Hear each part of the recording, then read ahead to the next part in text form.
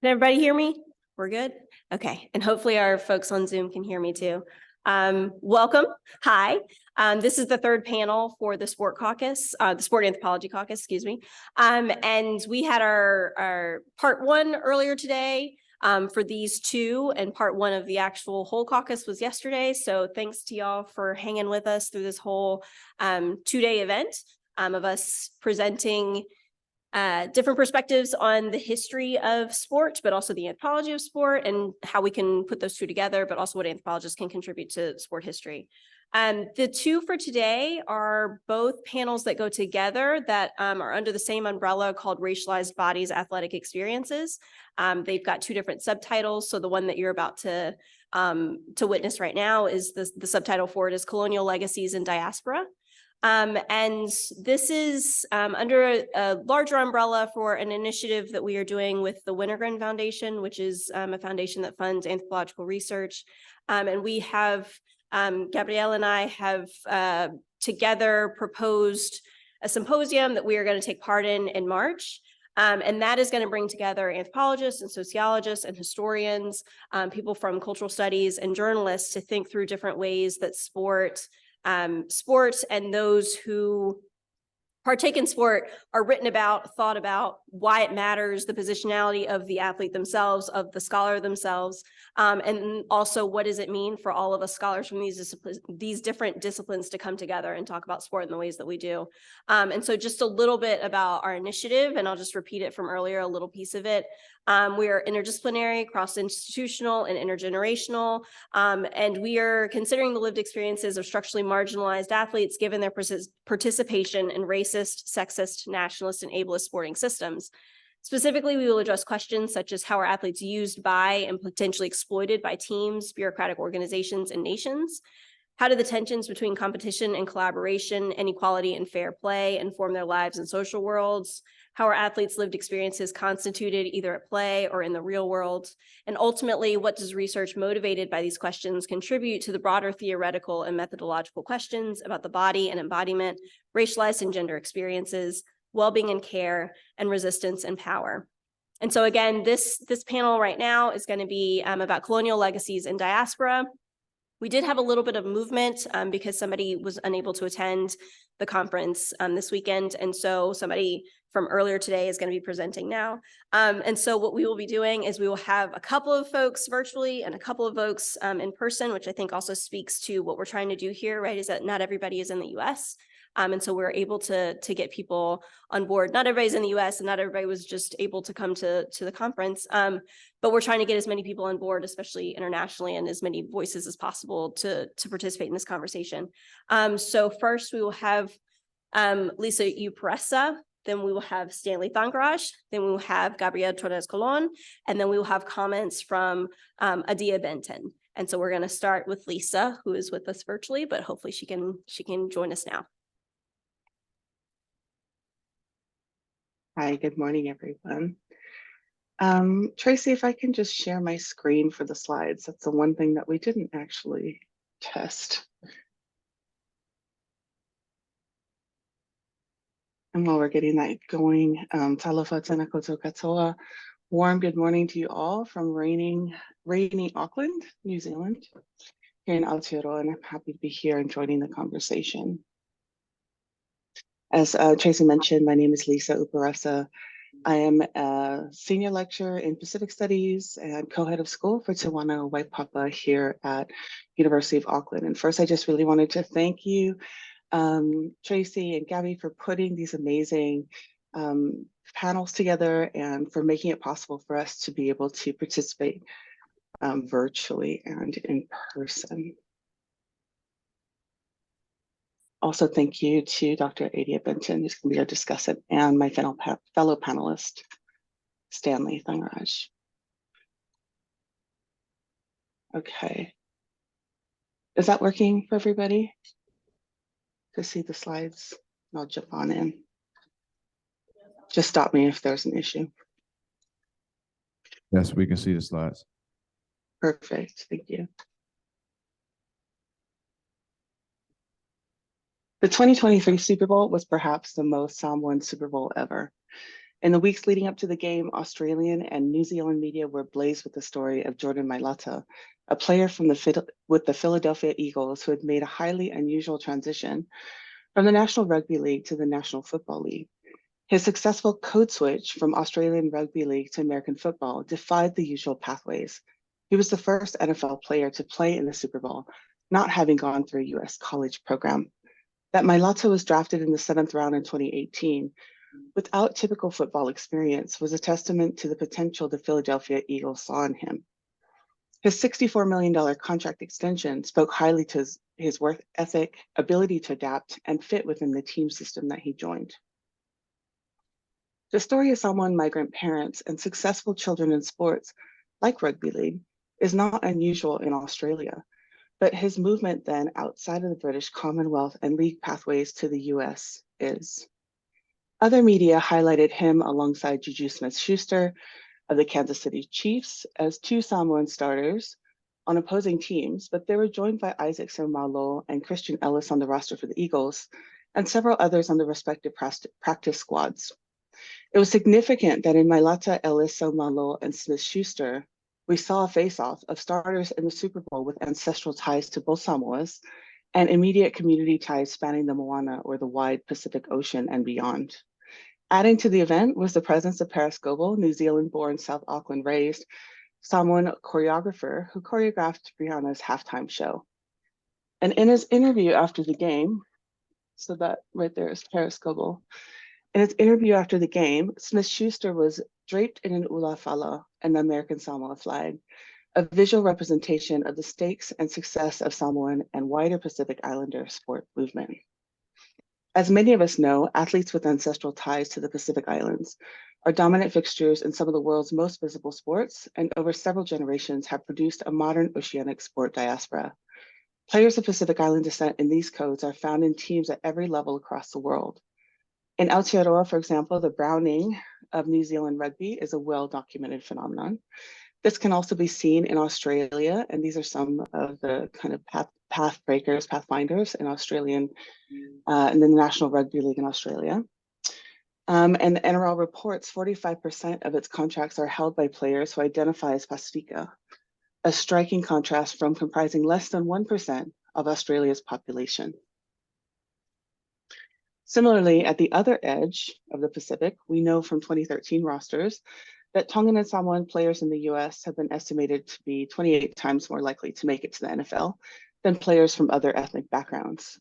They're on team rosters at colleges across the country and in every major conference, although they represent a fraction of a percent of the national population. In terms of sport movement and migration, those from the so-called Polynesian Islands have been the most successful and moved the furthest afield. This is reflected in much of the literature on sport migration in the Pacific, and it's not necessarily a surprise as it parallels in some ways wider movement from the region to metropolitan centers abroad. So here I want to highlight 2 points from some work that's in progress that grow out of my recent book, Gridiron Capital. In that book, I focused on Samoan engagement with American football and the historical, political, social, and cultural dynamics that have sustained participation. Writing now from where I am in Aotearoa, New Zealand, there are other sport movement histories in our communities, and I'm interested in bringing these into dialogue. Firstly, I examined Samoan transnational migration and its linked to sport movement and success within the context of wider Pacific community formation and sport migration. Focusing on one segment of the story, because there's so many of these different stories that you could tell, of course, right? So here I'm trying to zero in on the one between Samoa and the US, and Samoa and portions of the British Commonwealth, namely Australia and Aotearoa, New Zealand. And this comparative analysis highlights divergent colonial pathways, sports infrastructure, and shifting nuances of the meaning of sport. By examining the entanglement of geopolitical histories and their intersection with global political economies of sport and migration, we better understand the patterns that we see today. Secondly, I argue that we are now maybe belatedly recognizing a shift from networks and pathways in the Pacific, and here really probably in the Polynesian pathways, being conditioned by colonial and imperial legacies, shifting to those emergent through the drives of global capital chasing new markets further afield. And so there's, parallel shifts in thinking about sport migration in the wider Pacific, but our understanding, I think, still remains largely centered on Polynesian diasporas and their network growth. And Samoan sport movement is emblematic of this, and it illuminates key patterns in Polynesian sport movement while offering a partial but important insight to wider sport movements in Oceania at large. Movement in, around, and out of Oceania has been a longstanding aspect of life for many Pacific peoples. So over the past century, these currents have been uneven. They've been channeled in particular ways with the rise of border regimes and the imposition of colonial boundaries. These are the roots of strong, extensive, and thriving communities we now see at the edges of Oceania, where Pacific peoples have made their homes in the cities of Auckland, Sydney, Los Angeles, and Salt Lake City, to name just a few. Historically, strong Pacific Islander representation in sport has been a reflection of these divergent colonial pathways and community formations of the past. In the United States, for example, the formation of Pacific Islander communities have largely followed imperial circuits in the form of church, military, and labor pathways.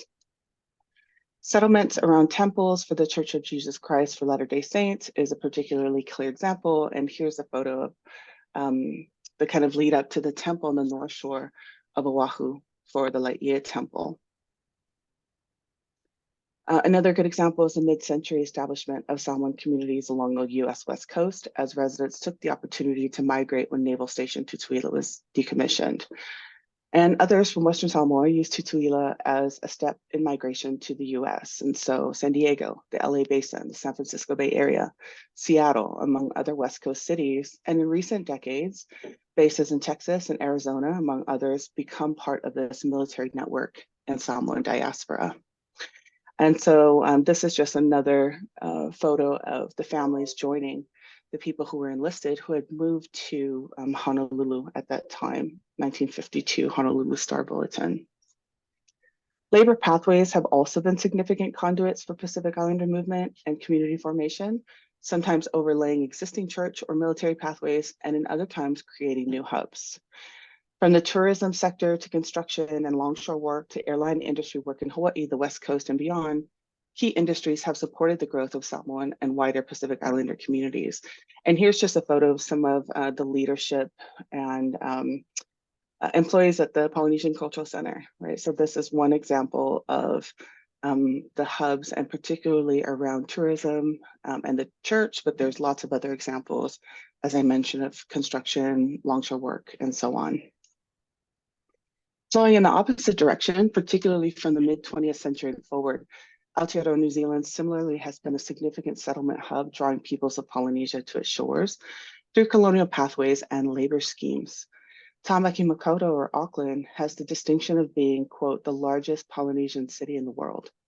The traditional home of Ngāti Whatua, it has also become home to Niuean, Tokelauan, and Cook Islands communities due to various political agreements with New Zealand from the colonial era, constituting the so-called New Zealand realm. The largest Pasifika community resident in Aotearoa are Samoan people, historically recruited for labor in agricultural and industrial sectors in the post-World War II era, but also arrive it through church and theology networks, as well as scholarship pathways. And even though they were later targeted through racist deportation policy and enforcement of the Dawn Raid era, Samoan communities continue to grow and are well-rooted. Under the Samoan quota scheme established in 2018, 1,100 are granted permanent residence every year. And enumerating over 200,000 people, Aotearoa, New Zealand is home to the largest Samoan diaspora in the world. All of these significant settlements have acted as important hubs for Pacific Islander sport participation. In the United States, the intertwining of athletics with academics means geographic movement for sports like football are often tied to athletic scholarships and follow high school, college, and professional networks. Schools become important hubs anchoring PI sport migration, whether tied to or independent of existing Pacific Islander communities locally. And so this is just, one example from, I think it was the 60s actually, right around the time, when Baba Pisa went to Michigan State, and they went to the highest, they achieved the highest in college football. And so, that was a really big deal, both for Hawaii, but also for Samoan communities. And it was followed closely in Samoa through the government bulletin. Also in Hawaii, for example, Kahuku High School's football program has been called the pride of the North Shore. Under-resourced compared to its private school rivals, it nonetheless has been able to dominate the local sportscape and garner national attention. And so that's on the lower right. They're doing a haka that was written for them. Well-known Samoan and Tongan family names attest to several generations of sporting success built on early migration mentioned above, and a key component of its football program and the wider school identity is its Polynesian roots. On the other end of the island in Manoa, top left, one of the earliest programs to pursue the so-called Polynesian pipeline in football recruiting was University of Hawaii, which began recruiting in the islands in the 1980s. And I think it was Dick Tomey, who's the first coach who came to Samoa. Since then, many other programs powered by Samoan and other Pacific Islander athletic labor have continued to emerge at various levels, often but not always, in proximity to large local Pacific Islander settlements. Other hubs like Oceanside and San Diego show similar high visibility success. It was the home to one of the best known Pacific Islander professional athletes, Junior Seau, who made his mark in Los Angeles with USC and then with hometown NFL team as a linebacker with San Diego Chargers. Juju Smith-Schuster, mentioned earlier, hails from further north, the city of Carson, which is a stronghold with Samoan community in the LA basin. So there's a number of other, schools and really strong programs. California, Utah, Oregon, Washington, Texas now, Nevada, who are tied to strong existing communities. Okay, so wanting to think also beyond colonial pathways, and this is particularly the work that's in progress. Now, in recent decades, transnational movements have taken place in line with and beyond core community formations abroad. In Hawaii and the US, college scholarships have been a key driver of movement and often along historically settled lines. This has been true across sports gender binary, particularly in the decades after Title IX, the federal legislation and lawsuits that force more equitable resourcing for girls and women's sports.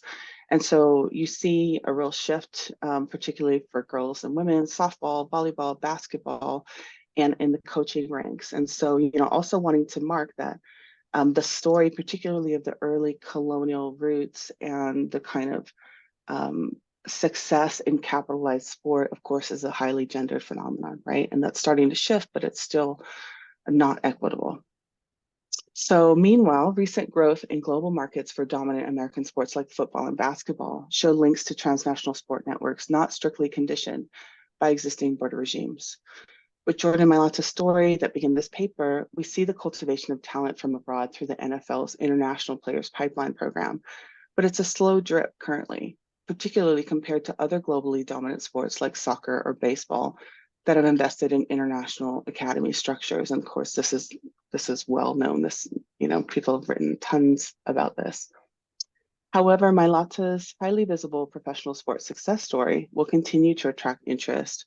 And now that a significant breakthrough has been made, it helps us to shift to recognize how the Samoan and Pacific Islander sport diaspora has been expanded. And so, already on this side, there's other kinds of combines, that are happening more frequently.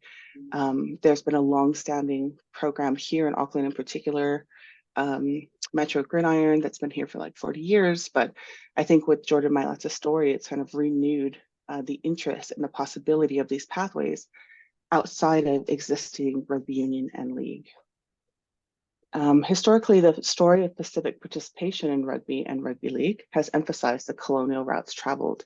But in recent years, alternative histories, have also recovered other narratives that kind of challenge that. So some of the work by Nico Besnier on the kind of serendipitous seeding of the route between Tonga and Japan. We have other accounts for the dynamics of Fijian movement to Japan through rugby, particularly since the 1990s, right? So not trying to present a kind of monolith of, strictly recognizable colonial pathways, although they have been dominant for some time. The nuances of these particular patterns highlight the importance and durability of these pathways, but drawing on divergent but comparable colonial histories and gendered legacies of sport movement in and away from the Samoan Islands, this paper gestures toward a preliminary account of the modern sport the modern Samoan sport Diaspora that is transnational in scope and that encompasses the late Epeli Hau'ofa's expansive view of contemporary Pacific Islander worlding. Thank you.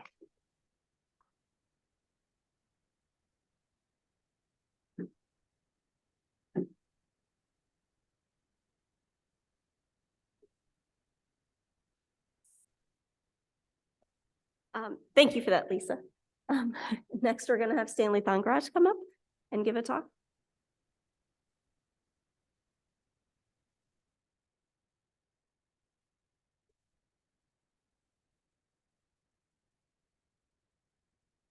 Yeah, thank you very, very much. I'm really honored to share this space with Gabby and Lisa. Lisa's work has been so pivotal to like how I'm conceptualizing, race and coloniality and imperiality. And I'm just honored to share space with both of you. And if anyone has a chance to purchase, please check out Gridiron Capital. It is an incredible, incredible intellectual resource and a practice of social justice in the most expansive ways. So my talk here, I'm going to just start. So during the period of my research on South Asian American basketball communities in the US, with a focus on Atlanta from 2005 to 2013, the emergence of Jeremy Lin stood out in these sporting circles. People across the world were tuned in 2012 into his basketball excellence and incredible basketball feats that he showcased across the span of 2 months. This became known as Linsanity. Jeremy Lin became an immediate site of desire and pleasure, both a site of hope, but also a site of materiality of Asian American sporting excellence and a possible window to a future, a desirable future. As the discourses flooded virtual and media circuits, both celebrations and racializations of Lin surfaced, with Lin playing in Madison Square Garden and playing for the Knicks. The story of Waturo Misaka surfaced. Misaka was drafted by the New York Knicks of the BBA, which preceded the NBA, in 1947. He was drafted into an all-white basketball league. Only in 1950 were African-American players Nate Clifton and Earl Lloyd drafted in the NBA. Yet, there is no mention of Misaka in the annals of sporting history or in the discourse prevalent in sport of racial triumph. While Major League Baseball was only racially integrated in 1947 with the well-known case of Jackie Robinson, in this paper, I want to think about the relationship between race and heteropatriarchy, and I'm interested in how race functions as an archive, how race offers a regime of truth and legibility through a particular visibility, and how boundaries of race and projects of anti-racism come to be known through various exclusions. Thus, while the figure of the Black read as heterosexual, male, Christian, and middle class, in line with Audre Lorde's notion of the mythical norm of the Black athletes, saturates all discursive and visual terrains of race and racial triumph. I reread race through and against the Black male athlete through the stories of Misaka to understand how race, gender, class, and sexuality collide to consolidate national histories. What are these borders of race? What happens to those in the margins? How can we conceptualize race through borderlands rather than through solidified borders? I turn to Gloria Anzaldúa, who says, quote, "A borderland is a vague and undetermined place created by the emotional residue of an unnatural boundary. It is in a constant state of transition. The prohibited and the forbidden are its inhabitants. Los atravesados live here.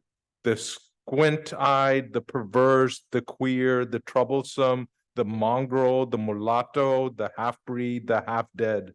In short, those who cross over, pass over, or go through the confines of quote-unquote the normal," end quote. To understand the borders and borderlands of race as juxtaposed, I'm interested in making sense of how racial capitalism and heteropatriarchy need the racial other, but simultaneously incorporate national categories of belonging, in order to fit the racial, gendered, class, and sexual dictates of sporting citizenship. Through the case of Wataru Misaka and his experiences of basketball in the 1930s and 40s US, I hope to eliminate the process where racial heteropatriarchy operates through sport in the US nation. Such an examination will illustrate to us how gender, sexuality, class, and ethnicity always structure and inform the borders of racial belonging and citizenship, and give us very clear indication of those who are in the borderlands. So today's talk, I will first begin with a quick background into Misaka, follow that with examining the racial voids, borders, and borderlands constructed through national sport, and then I'll conclude with how we can address these borderlands to see how who we desire, who we know, and who is within the legible terrains of racial and national citizenship emerge. So who is Wat? Wat Misaka was born on December 21st, 1923 to Tatsuyo and Fusachi Misaka.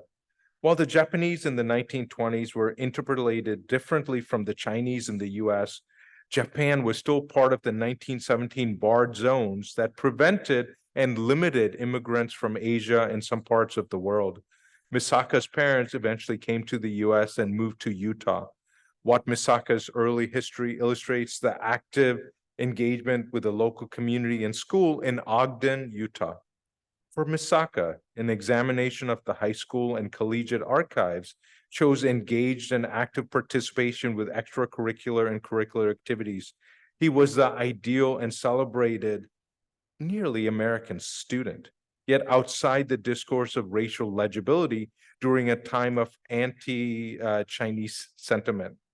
At the Grant School, Misaka was part of the Christmas program. He was a leader in the Ogden City Junior League baseball system. Later in 1941, Misaka won the high school championship. During the height of the internment of Japanese Americans following Executive Order 9066 in 1942, without the same type of vibrant Japanese enclave in Ogden, Utah, as in cities in California, he was not sent to internment camps with his family, but he won 2 titles with Weber College. Once he finished at Weber College, Misaka went to the University of Utah from 1943 to 1944 before being deployed in the military, the US military, for 2 years. When he came back, when playing against the University of Kentucky for the University of Utah in the 1947 NIT championship game, one of the most prestigious collegiate men's programs, the University of Kentucky, Misaka shines as University of Utah beats the Kentucky Wildcats. He holds the University of Kentucky great Ralph Beard to just 1 point and is seen as having a, quote, never say die spirit, end quote. He was also named by the New York sports writers as the most outstanding player to appear in the Garden during the season. Upon winning the NIT championship, Misaka is drafted by the New York Knicks during the BBA draft.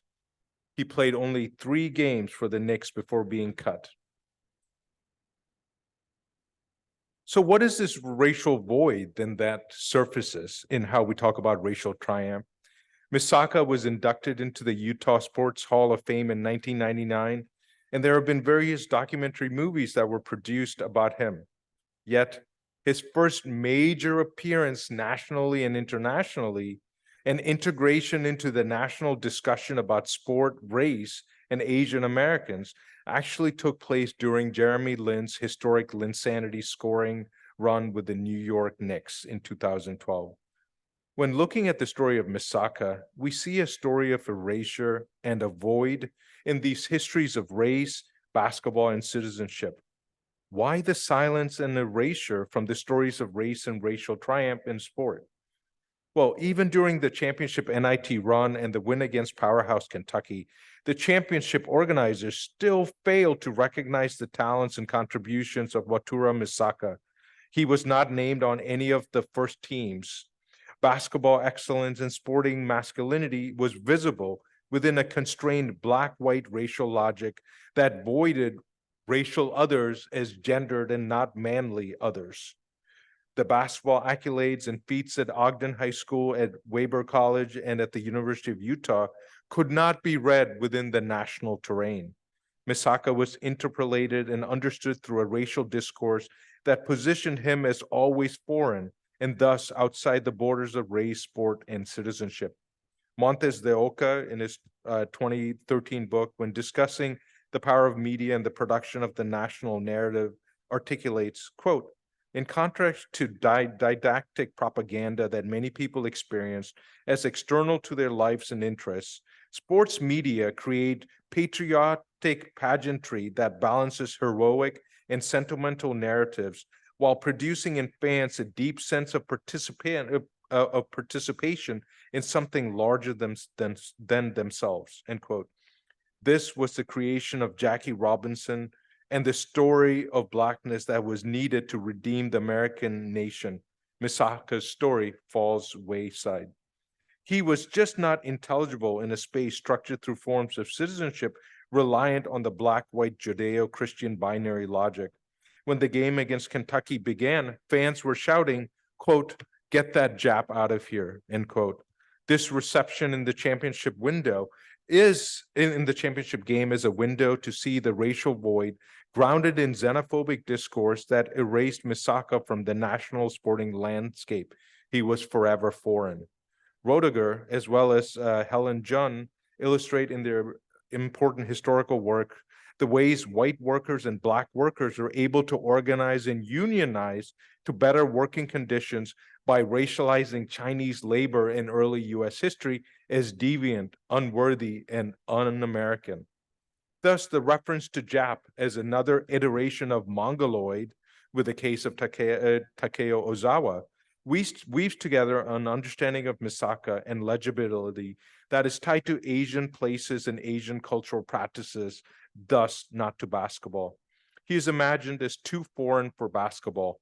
This foreignness is also a reason for the refusal to interject his story in the seminal stories of race and racial triumph in US sports. Jennifer Ho explains that athletes like Michael Jordan and Tiger Woods, quote, continue to be absorbed in racial narratives of integration and racial uplift that capitalize on their blackness, end quote. To add, she states, quote, what does our lack of acceptance and designation of Tiger, as in Tiger Woods, as Asian Americans say about how we in the United States view Asian Americans? Certainly, it signals the lack of awareness that Asian Americans are part of American society, especially in arenas like sport, end quote. As a result, Black male respectable heterosexuality becomes the only site of victimhood, signs of failed democracy, redemption, and desire, whereby erasing a much larger host of white supremacy, US imperial, and its production of many racial others. So as we think about Misaka, it is vital to theorize the politics of race, gender, and sexuality, and the types of comparative racializations embedded in ethno-nationalism and heteropatriarchy that exclude Black women and other women of color. Mass participation of women and girls have not led to increased visibility and media attention for women, especially women of color. Anne McClintock, in her historical investigation of race and coloniality, states, quote, if in scenes set in the Victorian home, female servants are racialized and portrayed as frames for the exhibition of the commodity.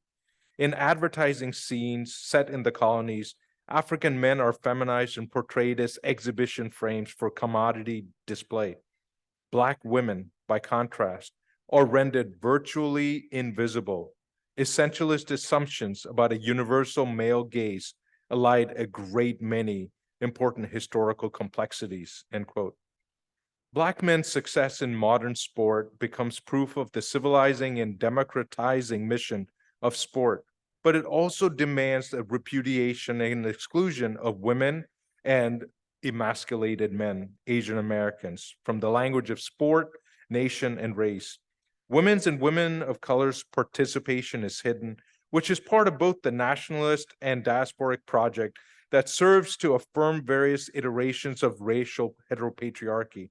For example, in addition to the little work and recognition of the brilliance of Althea Gibson, Asian American women like Helen Wong and other Chinese American pioneers have been left out of the nationalist and ethno-non-nationalist discourse of celebration in the sporting body. Likewise, when I was researching the South Asian American basketball communities, there was a vibrant and desired discourse about the excellence of men. The acts of hero making involved only men, whose achievements did not always exceed or even match up to some South Asian American women who played collegiate basketball in the US. So when we hear stories of racial triumph in the US, it is important to not only memorialize those moments and celebrate the wisdom, but also interrogate the silences and absences. As Leslie Bowe states, quote, Black is not a site of signification, the place of the non-human, but one of hyper-signification, the place where the individual submits to interpretations and surveillance, end quote. The Asian American and hypo-signification in this sense becomes a way to portray Asians as impossible Americans, outside the normative gaze and always perpetually foreign, but always in the background in the needs of racial capitalism. In lines with nationalism juxtaposed within the nation state, minority candidates must fit the contours of ethno-nationalism that is recognizable within the nation and the marketplace with the demands of capitalism. The visibility of Jeremy Lin in 2012 led to the resurfacing of the buried and illegible history of Waturo Misaka. Misaka becomes racially legible in 2012 through a marketplace that is now starting to incorporate and desire Asian America. With these demands come the construction of sporting heroes and racial heroes that meet the needs and exist within the discursive limits set forth by the nation state and the marketplace. This has often meant that the nation absorbs difference in ways that affirm itself. In the case of Asian Americans, Black women, and queer athletes of color, the boundaries of heteropatriarchy are such that Black, middle-class, heterosexual male athletes become the model of race that is consumable and usable by the nation. Misaka's entry on the New York Knicks is evidence of a racial ambiguity that has clear racial, gendered, and sexualized tones. By being racially ambiguous in a space largely determined by a Black-white racial binary, his performances of basketball were always read as non-normative masculinity. This provides details on what then is normative, desirable, and legible. Such ambiguity allows movement, but does not allow footing or a grounding in the story of national triumph. It becomes a site of racial interstitiality, where the constant movement between the poles of Black and white marginalized Asian Americans and Black women from full membership, belonging, and voice in the nation. The continual production and interpolation of Asian and Black women's bodies as in excess, deviant, and queer lends to a kind of racial invisibility within the discourse of racial triumph. In the paper, I argue that a particular racial invisibility within the dominant Black-white racial logic produces non-normativity both through the lines of femininity and emasculated masculinity against the boundaries of mainstream US sport. The ways in which women and other men of color have been marginalized in the narrative of racial triumph tells very convincingly how our construction of race is itself along heteronormative masculine terms. There is a desire in the contemporary moment to market Asian and Asian American athletes, if it is on terms that continue to label Asian American athletes through discourses of foreignness, or Black female athletes through an aggressive Black femininity and sexuality that exceeds the dominant logic of white femininity in sports. In order to have stories of racial triumph, it is vital that we engage with interconnected, interracial histories and connections in order to see how whiteness and its unmarkedness continues to lead to the hypermarking of Black heterosexual masculinity as the boundary of race. Such interpolations would not be possible without first clearing the ground of other stories and histories. These acts of clearance and refusal illustrate how stories of racial triumph do little more than bind together the forms of racial heteropatriarchy in service to the nation and not to the communities trapped within the racist nation state.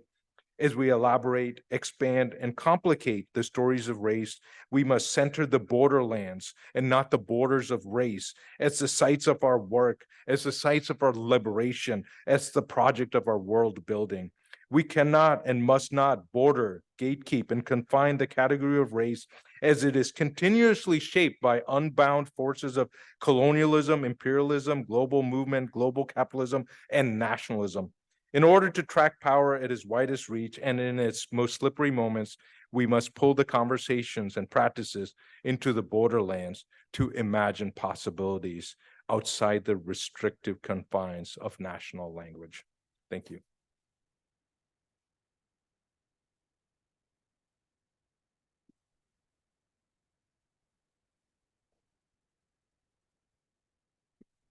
Thank you for that. I'd now like to invite Gabby Torres Colon to come up. And I also just want to say that we are organizing this Wintergreen Symposium together, and he has been a fantastic thought partner this entire time. As we've been putting together this, thinking through ideas, how to frame it, who to invite, how do we even pull this off? And so it has been wonderful working with you, and I really appreciate that. And I'm very excited about the work that you're doing and the work that we are going to be able to do together as a collective. So thank you for that, and come up here and give your paper.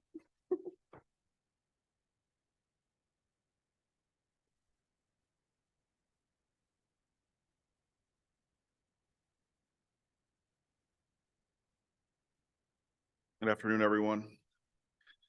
The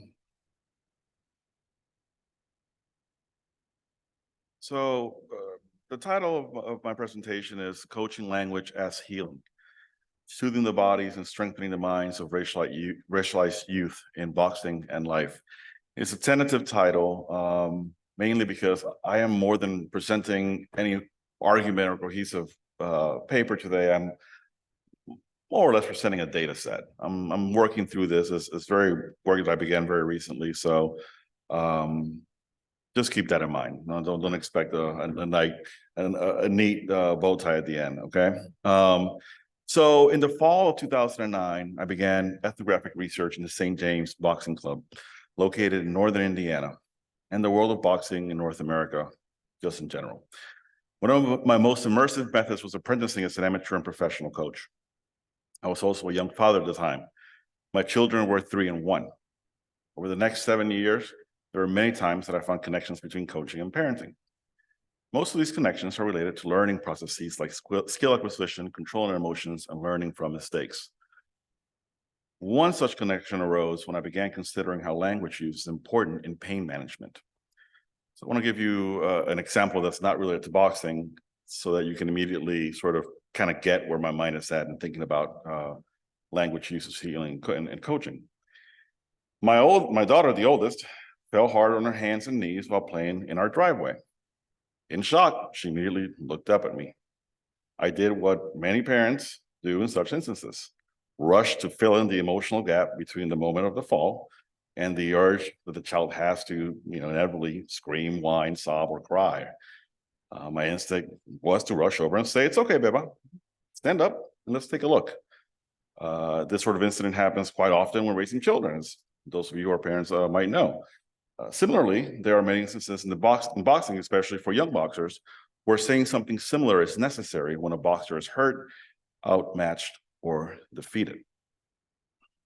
So, this is micro data from the world of social linguistic and linguistic anthropologists at its, I won't say its finest. I don't know how fine this paper is, but it is that moment. What I'm arguing is that when you have a role in controlling that your child's emotion, right? And those what you say linguistically, your intervention when that child falls, it's tied to culture, to broader cultural processes, right? Don't cry. If you intervene, don't cry. You're managing the emotional response to that moment of hurt, right? It's okay to cry. It's a different thing. Let's check it out. Let's see what's happening. Let's examine. It's reflecting something, a parenting philosophy immediately, but also the culture in which those parenting philosophies emerge. So here I'm concerned with developing a framework for understanding coaching talk as a cultural form of healing. If we employ a straightforward linguistic anthropological conceptual starting point, and define healing as restoring persons to life context, then Coach's language use is critical in understanding two broad and interrelated phenomena. Why I have sound here, excuse me. First, coaching language is an essential component of healing the pugilistic body as boxers encounter injuries, exhaustion, fear, and frustration. Second, coaching language plays a central role in the restorative healing of boxers' condition in their social cultural worlds. Taken together, I will argue that these two healing phenomena are integral parts of how the valued racialized bodies can flourish.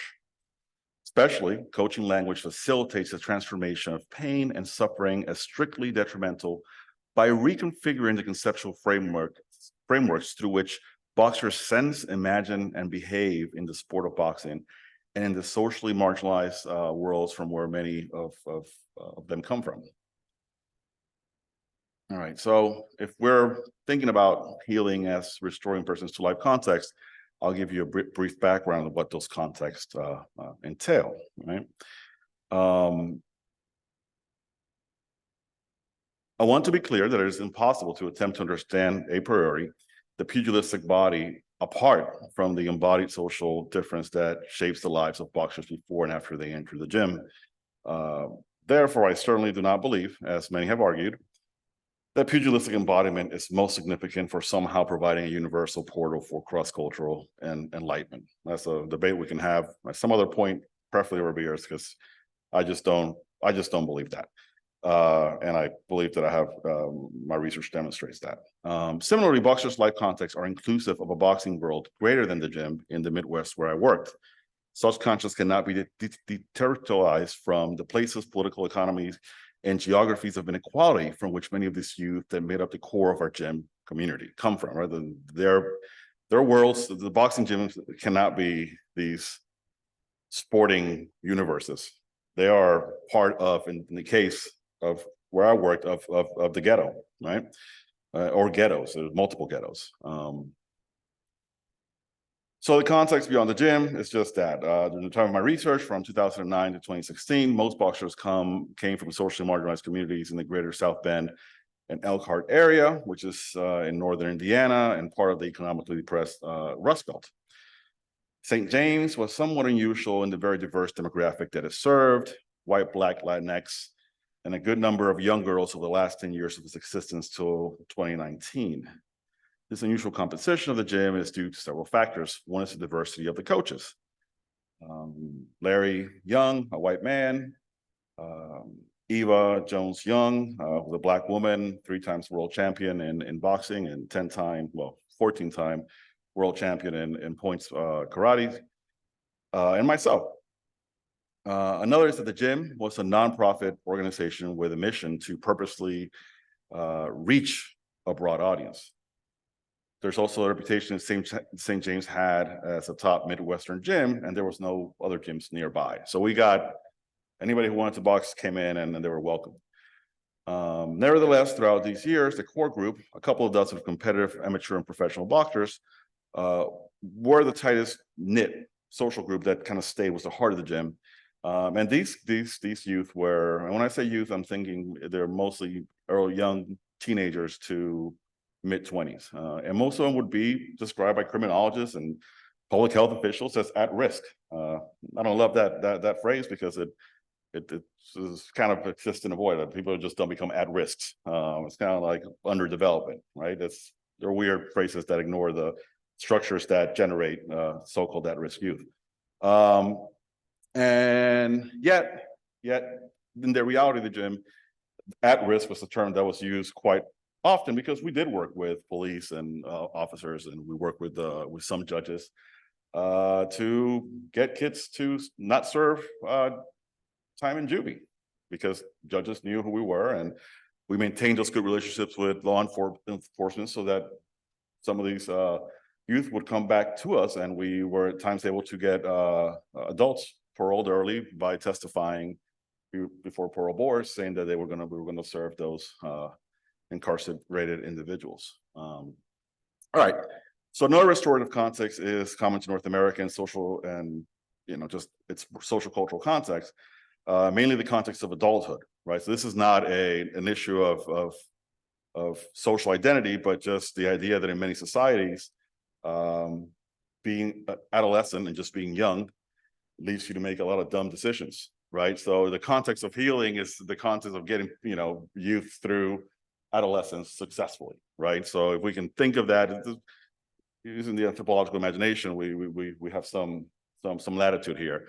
But I certainly, in raising teenagers, often just trying to raise children, see them. I'm trying to heal them from the very bad decisions that they often make in their daily lives, like never putting away the food, and so the chicken goes bad, and so they don't understand that costs money, or maybe they do and they don't care. So healing them from that nonsense is another context of healing.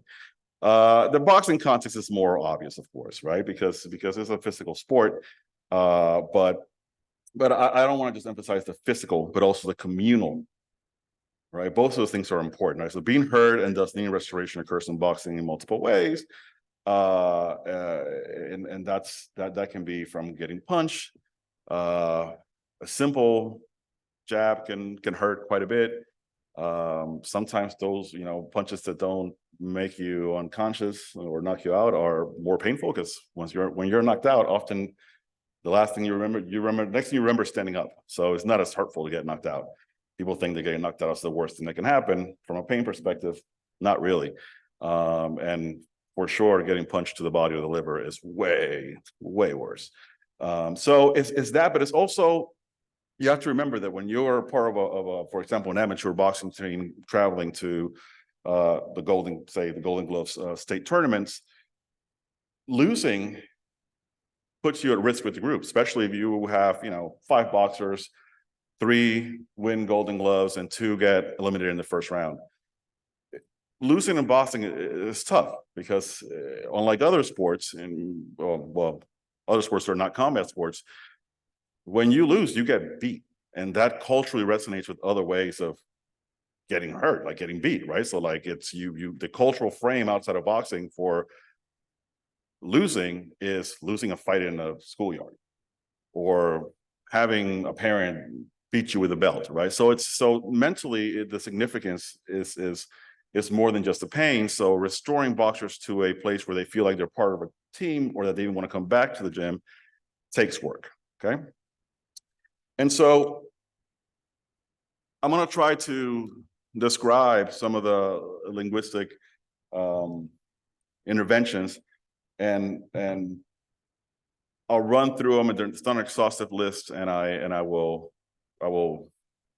violate one of the first unwritten laws of linguistic anthropology, which is that you shouldn't talk about language without exhibiting language front and center. But there's times constraints here, so I'm going to keep it at the discursive level and describe the language that is used and how it's used, right?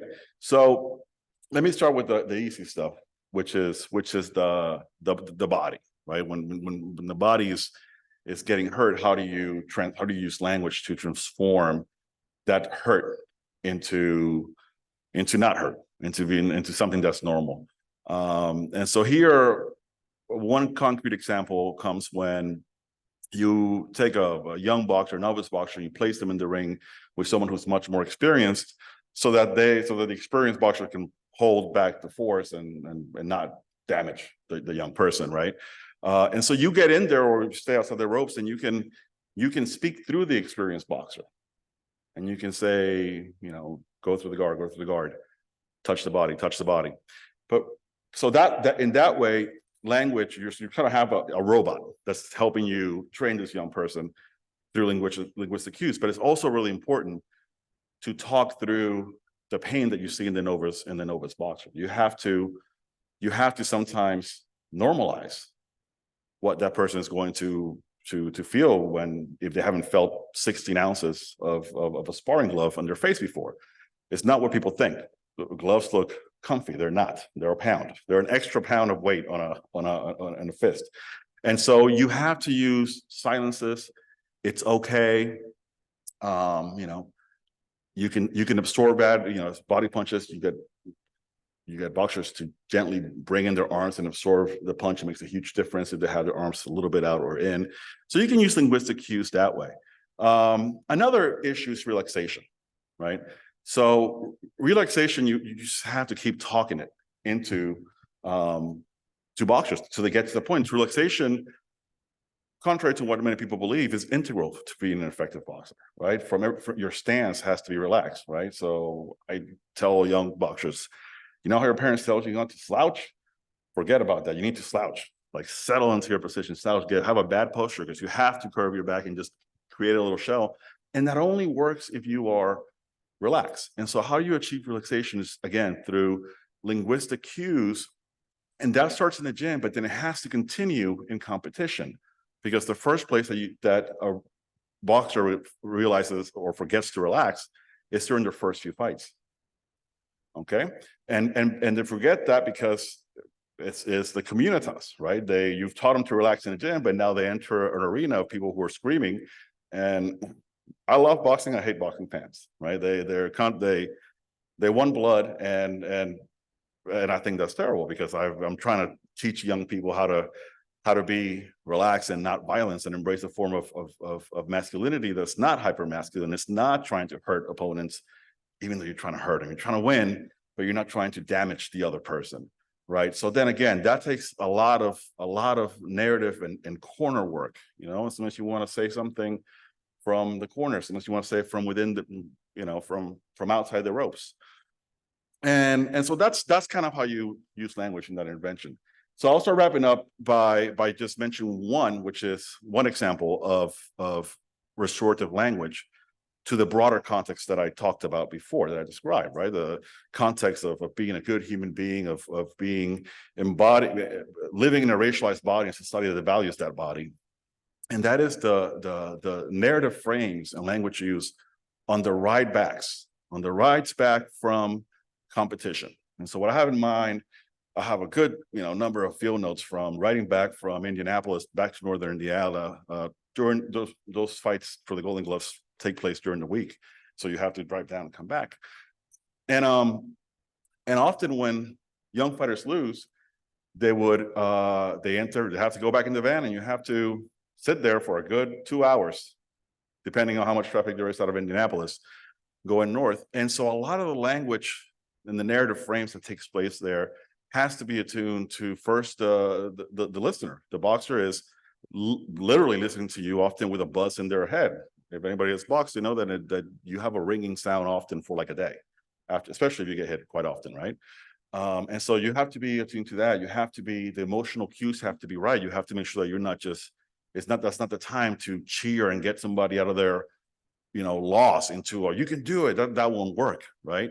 You have to use narratives, and you have to use words that correctly will restore that fighter to the point where they can take a loss and make it something that is a payment of a debt.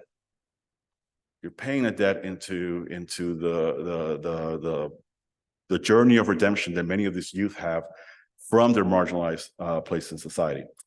And so with that, I'll end by saying that coaching language facilitates the transformation of pain and suffering as strictly judgmental by reconfiguring the conceptual frameworks through which boxers sense, imagine, and behave in the sport of boxing in socially marginalized worlds from where they come from, which is how I framed it at the beginning, but just to let you know, that's what I'm trying to do. I absolutely welcome thoughts and suggestions, because this is very raw and new. Thank you.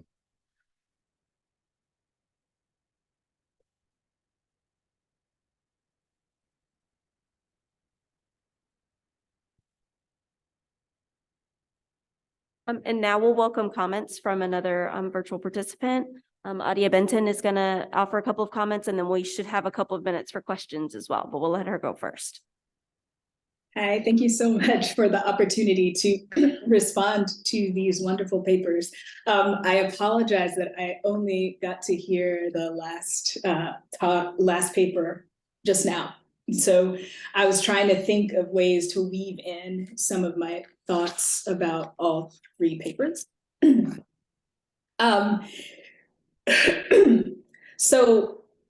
was really, these are just wonderful papers to think with, particularly as I'm starting to think about a couple of different projects of my own. We're focusing on the NFL and managed violence, as well as women's tennis, which have very different kinds of racial, gender regimes that govern how people experience them, the bodies that are disciplined into them.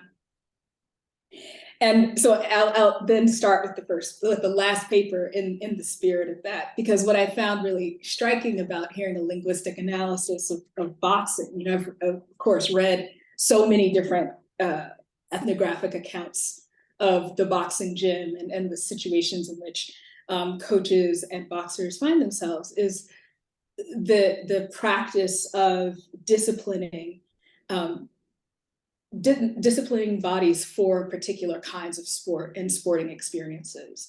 So even while you're thinking about the question of healing, it's one of these questions I think actually appears across my questions for all of the papers, which is, what does each type of sport do to the bodies presumed to be racialized, gendered, sexualized? And so what work does the sport do specific sports do on these bodies, rather and instead of the other way around?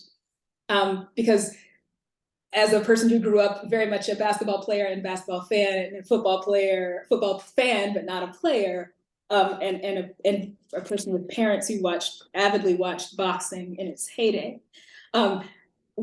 we see that people who play different positions or who occupy different weight classes have very different experiences or understand themselves differently in relation to racialized racial embodiments, gender embodiments. So how do we think, do we necessarily think about the masculine or feminine, or the emasculated or aggressive Black feminine in the same register across the different sports?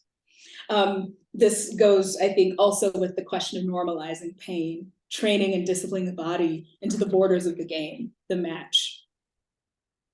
So what I found really striking was how, at least in Torres Colon's paper, was the blurred boundaries of the field, or the ring, the training space, and the spaces of discipline. So the ride along or the ride back, and what that means broadly. So those are the questions that I had there.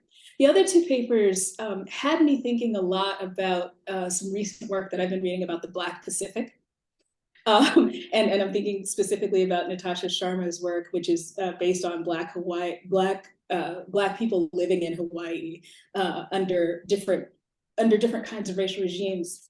It troubled how I've been thinking a little bit about, and I think a lot of the thinking, at least in professional football, perhaps also in professional basketball in the United States, is inflected by middle passage ontologies and middle passage epistemologies, which presume a particular plantation logic, which think about which may not be as attuned to the internment camp, the military base, the Pacific colony, and how those also shape racial regimes, global racial regimes that disturb a Black-white binary. So what kinds of racial regimes, forms of racialization, and their interplay and interconnection with gender and sexuality coalesce in the Pacific? The examples that Uparesa used, I think it's Smith-Schuster, is Black and Samoan. As is, for some reason, Dwayne "The Rock" Johnson came to mind. Lord knows. So I don't think about him often, but when I do, I do think about the Black Samoan wrestling and football legacies that he supposedly embodies. What I also got from these papers, and I think this was quite clear in Dangaraj's piece. Again, I want to think a little bit about how the sport works on categories of race, right? So every position is a different body type. Every position has a specific set of skills to which they're attuned. I think I had this conversation with someone a few years ago who was a historian of Empire, about how many Samoan quarterbacks we were seeing. When we had traditionally seen the white quarterback, the black, then the sort of magical black quarterback, the Doug Williamses, all of those. Now we're so how does position on the team? So how does the sport itself, the condition of the sport, shape the I guess racial and gendered understandings of people on the court? So is a Jeremy Lin stands out as a guard, but what do you stand out as a center? So how does that? It's probably, I don't know if that's a random question, but these are questions that I had as I was trying to think about this, especially in light of the boxing paper, which shows like these moments of disciplining that happen in both directions. What I really appreciated about Uparesa's paper was, and I think Thangaraj actually as well, because borders come up in a few different ways. But borders not simply as barriers of borderlands, as simply spaces of exception, but as channels. And it made me wonder, Lisa, if one of the things I think is so important about this paper is how you're talking about the sort of, I'd say, disturbing the assumption that particular pathways, particular colonial legacies will continue to matter. It made me wonder, actually, if what we witness, the colonial imperial legacies that we witness, are actually a part of a broader patterning of global capital movements or global circulations, global racial regimes and their relationships to circulations of labor and capital. So not necessarily that we're going from the colonial and the imperial to this global circulation of capital, but rather the colonial and imperial are examples of that thing that actually preceded it. So how does sport clarify that for us? How does American professional football clarify that for us? So that was something that I was really thinking about, and I've been thinking a lot specifically because of the Pacific. The Pacific is changing how I'm thinking. These are folks who are moving all the time, is what you were saying, right? Around the church and missionary, that precedes some of these other legacies, I think. Let's see. I know we want to have people give people a chance to actually ask questions, but I had to jot these new notes as I was hearing them anew. I think my final question was about the conjugation of race and gender. The story of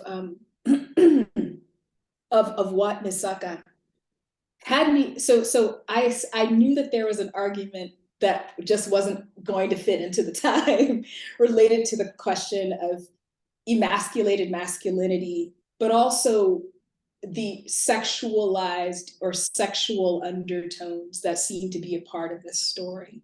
So how does a Tiger Woods, because Tiger Woods was mentioned, how does a Tiger Woods, beyond, say, a disavowal of his Asianness by certain people, not everyone, right? And particularly not necessarily in golf. I guess what would be trailblazing is the Black part, right?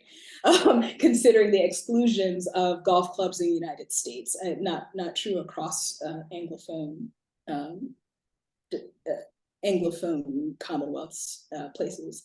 But how should we think about gendered non-normativity, racial ambiguity, and sexuality? Because I was intrigued. I felt like I got teased, and I wanted to know more about how sexuality gets glossed or read into the conjugation of race and gender, and particularly how does basketball, for example, though we could use golf,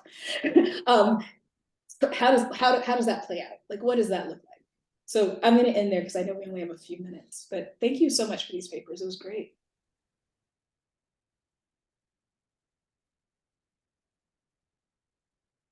Let's see. There we go. Thank you so much for those comments. If anyone has any questions in the room, or if y'all want to respond to anything that she said, more than welcome to. But also, if there's any questions in the room, just speak into the microphone that's there in the middle, and we've got a mic up here. We have about 5 minutes left if anybody wants to offer anything.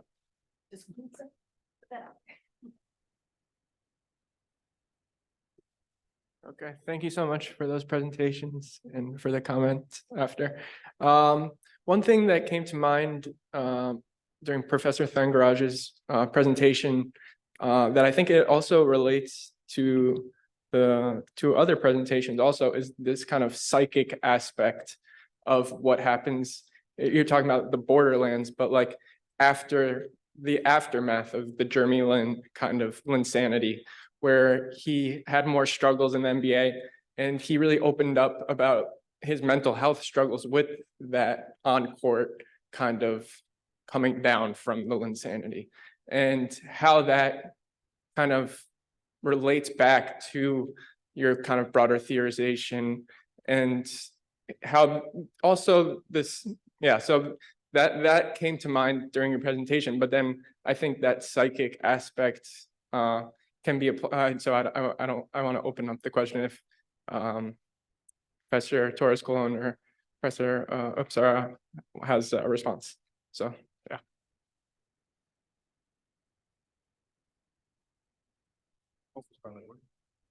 Yeah, thank you. Thank you for that question. And I want to start by thanking Dr. Benton for just a stunning discussion of our work. And I think one of the ways in which, it's really important to think about what you're saying is also to engage with Dr. Benton's comments about what is it about these positions on the basketball court that allow for Jeremy Lin to be in that moment, right? And so there's something about Jeremy Lin as the point guard, right? But as an Asian American point guard, Harvard graduated player, right? That allows for this discourse that is not a challenge to the racialized discourse, but a reinforcement of it.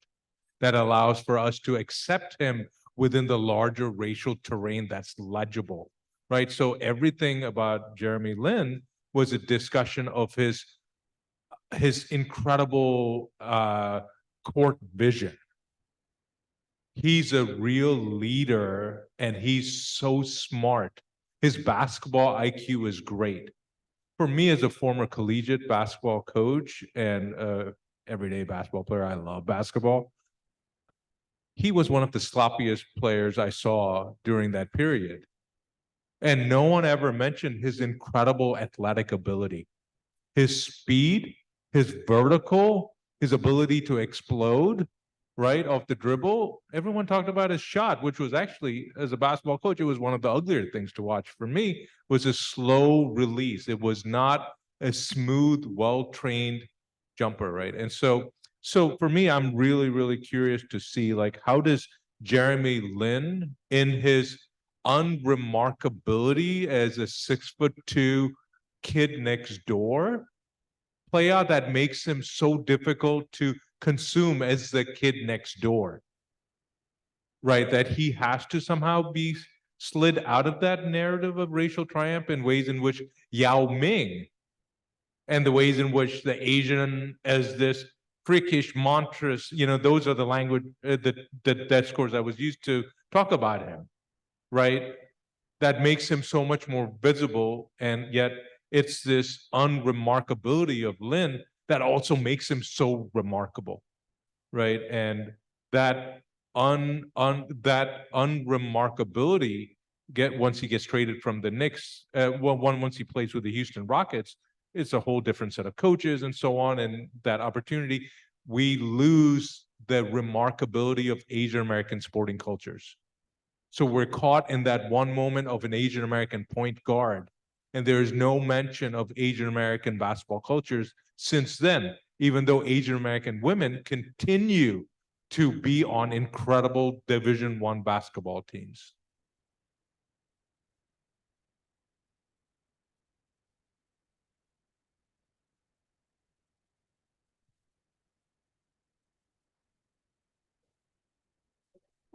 We're out of time. Yeah, I was just gonna say, I think we're about out of time. Yeah, so thank you everyone for coming.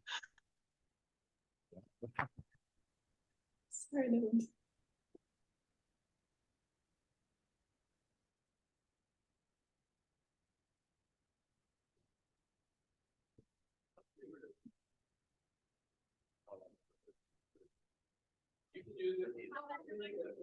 Okay. I love your work, Lisa. I can't wait to see more of it. Thank you. Thank you for everything you do. Oh, thank you so much, Dan. That was a great paper. And Adia, like amazing comments. Gabby, thank you all so much. I look forward to being in conversation with you. Yeah, and Dr. Benton, I can't wait to meet in person because we have many more connections than you know, and I can't wait to engage with you in person. So thank you. Great, thank you so much. It's great papers. Take care, everyone.